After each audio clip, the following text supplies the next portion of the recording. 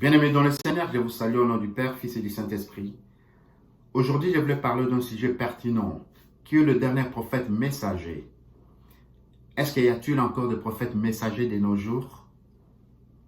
C'est un sujet qui fait de grands débats, mais je voudrais partager ce message avec vous pour éclairer ce paradoxe. Puisqu'il me semble qu'aujourd'hui, tout le monde veut être prophète.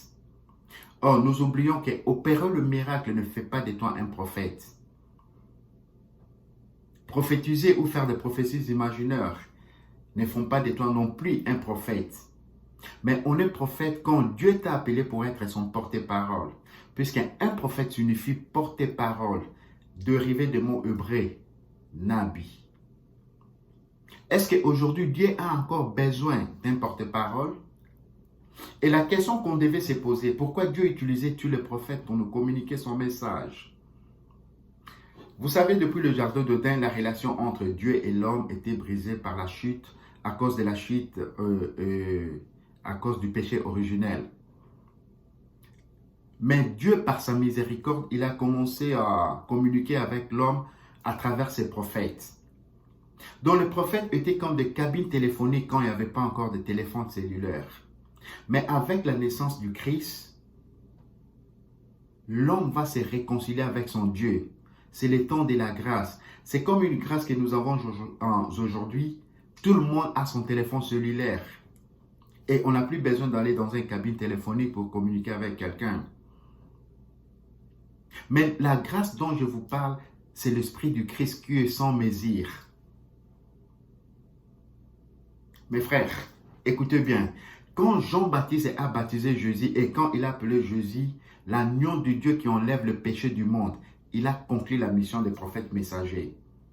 Donc, le dernier prophète messager, c'est Jean-Baptiste. Et nous devons aussi lever l'équivoque de l'appellation prophète Simon Kimbangu. Papa Simon Kimbangu, il répétait à tous qu'il est l'envoyé de notre Seigneur Jésus-Christ. Et il s'en prenait à l'appellation des prophètes que l'on voulait lui attribuer par le missionnaire blanc. Vous savez, le rôle de prophète messager était d'abord de nous communiquer les messages inspirés par Dieu. Leur rôle constitue le cadre de la venue du Christ. Ils étaient des porte-parole.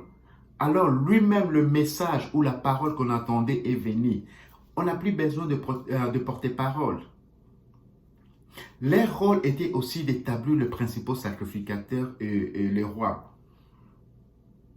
Qui est ce roi qui a été établi par un prophète après la naissance du Christ? Le souverain sacrificateur est venu dans le sacrifice, c'est lui le sacrifice parfait. On n'a plus besoin de principaux sacrificateurs. Nous devons savoir une chose. La présence du Christ et son intimité aussi avec son Père vont mettre fin à certaines pratiques qui étaient utiles sous l'ancienne alliance. Je vous cite des pratiques qui ne sont plus nécessaires sous la nouvelle alliance. La première, c'est d'abord le sacrifice de gibier. Le sacrifice de gibier jouait un rôle important dans le système sacrificiel. Mais quand Jean-Baptiste a appelé Jésus l'agneau de Dieu qui enlève le péché du monde, c'est là que s'est arrêté le sacrifice quotidien qui chaque matin et chaque soir, un agneau était sacrifié dans le temple par les principaux sacrificateurs pour le péché du peuple. Il n'est plus nécessaire puisque tout cela était juste les préfigurations du sacrifice parfait de Christ. Donc aujourd'hui, si tu vas par exemple à l'église et ton pasteur te demande d'amener un agneau pour Holocauste, oui, il peut le faire puisque c'était biblique. Mais cela ne représente absolument rien devant Dieu. Parce que ce n'est plus l'époque du sacrifice des gibiers. C'est la même chose avec les prophètes messagers. Ils étaient comme l'intermédiaire entre Dieu et l'homme. Mais après la venue du Christ, on n'a plus besoin d'intermédiaire. Si quelqu'un se proclame aujourd'hui prophète messager, même s'il a 12 000 disciples, Dieu ne l'a pas appelé, il a couru lui-même. Il n'a pas compris le rôle d'un prophète messager. Ce n'est plus l'époque des prophètes messagers ou le prophète des nations. C'est la période que la Bible appelle dans le dernier jour. Je ne dis pas la fin du monde, mais je dis dans les derniers jours. Deux passages importants dans la Bible qui peuvent nous aider à mieux comprendre comment Dieu va communiquer avec son peuple dans le dernier jour. Alors nous allons lire le livre de Hébreux chapitre 1er, verset 1er jusqu'à 3. Après avoir autrefois à plusieurs reprises et de plusieurs manières parlé à nos pères par les prophètes, Dieu nous a parlé par les fils en ces jours qui sont le dernier. Il a établi héritier de toutes choses et c'est par lui qu'il a fait le monde. Ce fils qui est le rayonnement de sa gloire et l'expression de son œuvre soutient toutes choses par sa parole puissante, après avoir accompli la purification de péché. Après avoir accompli la purification de péché. Vous savez, Dieu nous parlait par les prophètes parce qu'il n'y avait pas encore la purification de péché. Mais maintenant qu'il y a la purification de péché, Dieu nous parle par son Fils. Mes frères, aujourd'hui, Dieu n'a pas besoin d'un prophète vivant pour nous communiquer. Puisque dans le livre des Actes chapitre 2 verset 17, Dieu n'a pas dit que dans les derniers jours je répandrai de mon esprit sur un prophète. Mais la Bible nous dit dans les derniers jours, je répandrai de mon esprit sur toute chair. Vos fils et vos filles prophétiseront. Vos jeunes gens auront des songes. Mes frères, il n'y a pas de prophète messager de nos jours. Il n'y a que de prophéties. Ne méprisez pas le prophétie, mais examinez tout et retenez ce qui est bon. Vous verrez des gens qui vous diront oh, Dieu parle toujours aux prophètes parce que Dieu est un Dieu des esprits des prophètes. Oui, Dieu est un Dieu des esprits des prophètes. Mais qu'est-ce que cela signifie? C'est le lien qui existe entre Dieu et la prophétie. La prophétie va continuer parce que Dieu a dit « Je répandrai de mon esprit sur toute chair ». Jésus-Christ a prophétisé. Papa Simon Kimbanga a prophétisé. L'homme noir deviendra blanc, l'homme blanc deviendra noir. Papa Simon Kimbanga a prophétisé sur les trois pouvoirs. Le Congo sera la grande puissance. Nous aurons les trois pouvoirs, les pouvoirs politiques, les pouvoirs scientifiques et les pouvoirs spirituels.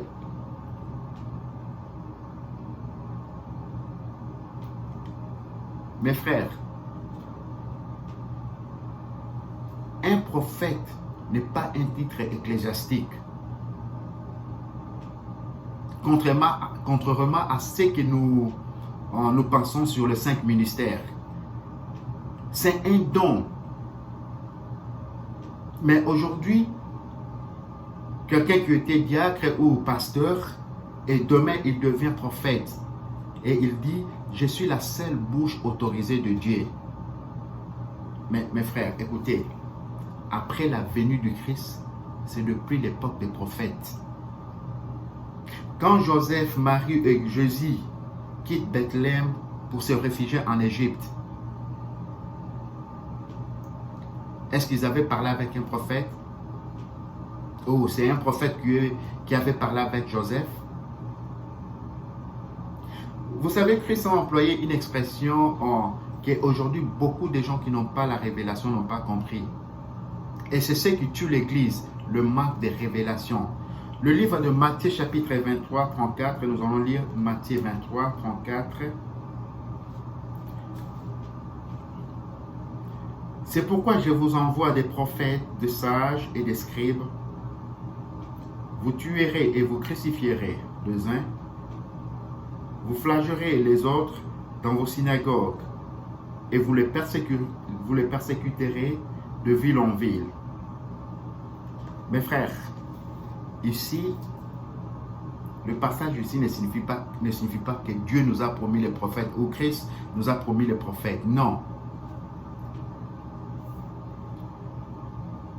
Il représente les disciples qui ont été persécutés.